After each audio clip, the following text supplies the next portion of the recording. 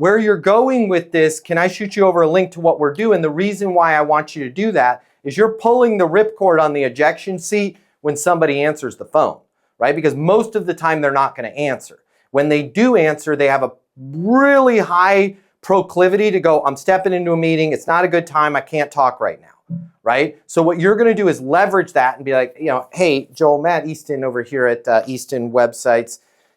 You and I are connected because we work with all of the masonry companies there in Birmingham. Wanted to reach out to you personally because I don't think we've helped your company yet.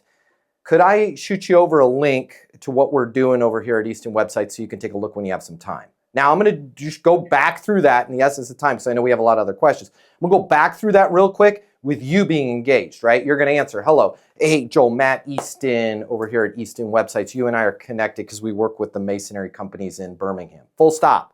You're going to go, okay, or great, or how's it going? And I'm going to go, going great, going great. Hey, wanted to reach out to you personally because I don't think we've helped your team yet. Can I shoot you over a link to what we're doing over here so you can take a look when you have some time?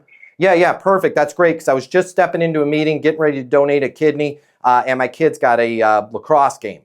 Perfect. What's the best email for you? It's joel@masonry.com. I'm looking at your email, but I'm still going to ask you because your email may have changed. Perfect. I'll shoot you over something right now. Why did I do that and get off the call? I'm doing that and getting off the call because now I can call you back 2 days later and go, hey, Joel, Matt Easton over here at Easton Websites. And what I'm not saying is, did you get a chance to look at my email? I don't care. The email I sent you was a very basic email with some bullet points. It wasn't a sales pitch.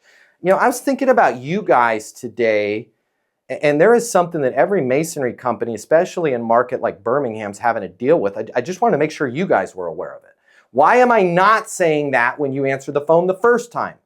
Because I don't have that big of a relationship with you. I'm earning the credibility of getting the hell off the phone the first time so that when I call you back the second time, it has plausibility to it, right? And you're going to go, well, I didn't get a chance to look at the emails. No worry. Here's what I wanted to run by you. So a lot of the companies in construction, especially in masonry, what they're finding is the website just really isn't optimized. And it's not that the leads they're purchasing from out there are bad. It's that as they come into the website, they're what we call bouncing. And you end up paying 3 to 4x to get a qualified lead when actually for every one lead that comes through, fills out the form, there was 3 or 4 others that just really didn't understand what you guys are able to do, both in the commercial and residential space. How are you guys dealing with that with your website, right? Again, where are we at? Insight. Checkmate. Yeah, because you go, our website's great. I am not pleased because everybody in your business does this. And I wish they would do it to people like Derek's face, okay? Because he could knock them out. But I'm sure Derek gets this with the Strike Zone website no less than 9 times a week. Derek, let me tell you how messed up your mixed martial arts school website is. By the way, Derek's website's kick ass, okay? But that's how they all lead. Your website's screwed up. It's not rendering properly. Even if you see that, don't do it. Even if you see that, don't do it, right? It's an insult. So you're going to say, no problem, that's awesome. Hey, I will be here when you need to make absolutely positively sure that every single penny you spend on advertising that's bringing in a qualified lead, you're doing everything you can to convert that so your teams are out there running an estimate. Fair enough? If you ever just want a second opinion, I'm happy to go. I'm happy to even, I've already looked at your site. I know it's screwed up. I'm happy to even put eyeballs on your site. The same way you guys are with masonry, where I would look at a wall and go, looks good to me. You're like, that foundation is going to fall in the first rain that comes. Good luck. And by the way, when the inspector comes, you guys are tearing this down. I'm sure if you had some kids build a wall, you'd be able to point out, that's exactly what I'm embarrassed to say. I live and breathe this stuff. If you ever just need a second opinion, I'm happy to take a look at your website and make sure that you guys are getting all the revenue you can from it. Fair enough, right? Worst case, you're going to go, okay, cool. And then I'm left, I'm like, man, that's a good guy. He's got my best interest in mind. And then where do I go in your pipeline? I go in your sustainable pipeline. In a month from now, 3 months from now, 6 months from now, you're going to call me back with another insight. So that's in a nutshell how we go through that pattern. You want to avoid in your voice things like, hey, can you hear me okay? Is this a good time? Is now a bad time? All that stuff that other sales coaches teach you, because your prospects were born at night, but they weren't born last night. And when they hear things like, hey, Jason, is now a bad time to talk, right? They read Chris's book, okay? Sorry, Chris, right? We're all FBI negotiators now. We're not fooling anybody with it. We got to be a flow to it, a flow, right? Hey, wanted to reach out to you personally, because I don't think we've helped your team yet, right? Can I shoot you over a link to what we're doing? Now, he might say, what do you do? Now you can ease into it. Would it give you would it help if I gave you a specific example of the kinds of things we do? Notice what I didn't say. When he goes, what do you do? I don't say, we build websites for construction companies. What do you do? Would it help if I gave you an idea of the kinds of things we do? Sure. Right? I've got a quick second. I'm getting ready to step into a meeting where I'm donating a kidney at my kid's lacrosse practice. Perfect. So we take construction companies.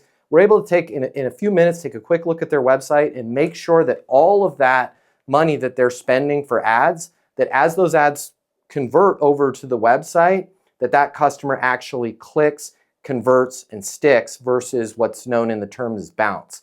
Construction companies have bounce rates that are exponentially higher than almost every other factor out there, every other type of website out there, because you have such a wide range of people looking at it, from home or commercial buyers to general contractors and subcontractors, all with varying degrees of needs and all with about the attention span of a fruit fly, right? So if they get onto that site, lock in, and they go, oh, not for me, they click off, thus costing you, in your case, 98 pounds or euros or whatever the currency is there, right?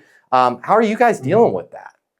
Man, that's interesting. I can't talk about it right now because I'm donating a kidney at my kid's lacrosse tournament. It's a fundraiser. It's kidneys for the tournament. But that is interesting. Perfect. I'll shoot you over a link to what we're doing, and then when would be a good time for me to call you back? I'm not sure. I don't know. Makes perfect sense. I know you got the kidney and the lacrosse. I'll send everything out right now. Today is the 9th. I'll give you a call on the 15th if I haven't heard from you before then. Fair enough? Right? What am I doing? Next Step Obsessed. But I'm only doing that if they keep pressing me on what do you do. Because for me, when somebody answers, I'm gonna give. I'm not gonna play that battle with them. If you like this video, I got you. I'm gonna hook you up. Click the link in my bio. I'm gonna give you the closing mini masterclass. It's normally $300. I'm gonna pay for everything. You're gonna close a lot more business. You're gonna make a lot more money. You're gonna have a lot more fun, and you're gonna be like, Matt Easton changed my life. And I'm gonna be like, yes, I did. Did we just become best friends? And you're gonna say, yes, we did. And then you and I are gonna be best friends, and it'll be great. So click the link in my bio so we can be friends and you can close more business, and I'll cover all the cost. See you there.